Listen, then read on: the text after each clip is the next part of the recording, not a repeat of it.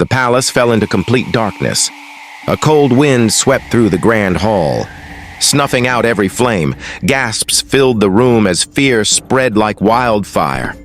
Footsteps echoed on the marble floor, slow, deliberate. Then, a voice low, commanding, laced with something inhuman.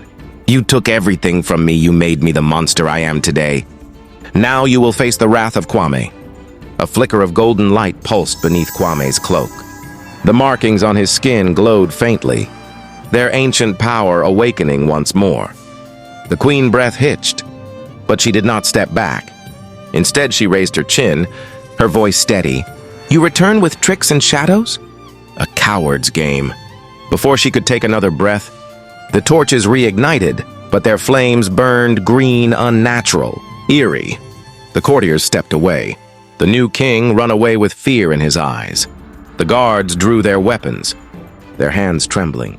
The air crackled with dark magic. Kwame stepped forward, his hood falling back to reveal his glowing, serpent-like eyes. "I was betrayed, left to die, but death did not take me. It made me stronger." The queen's fingers curled around the armrest of the throne.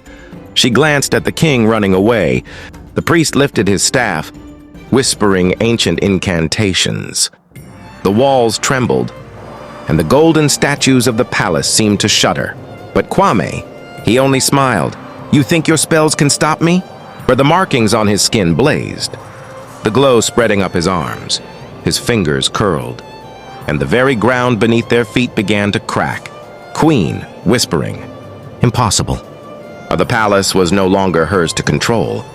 Kwame had returned. The palace trembled under the weight of dark magic. Kwame's transformation was complete. His serpent-like eyes glowed with an unearthly light, and the ancient markings on his skin pulsed with power. "Queen," voice trembling, "you dare challenge me in my own throne room?" Kwame's voice hissed through the air, filled with venom and authority.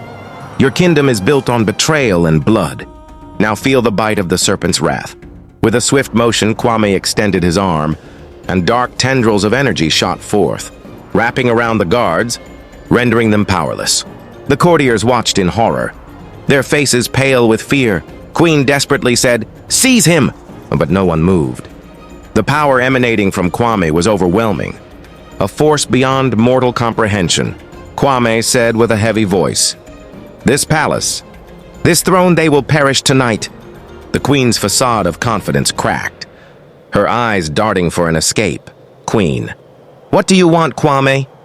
"Vengeance and retribution." The ground beneath the queen's feet began to crumble, darkness seeping through the cracks. Queen pleading, "We can share the power, rule together. I don't need this filthy throne. The time for alliances has passed. Now, you face the consequences of your treachery."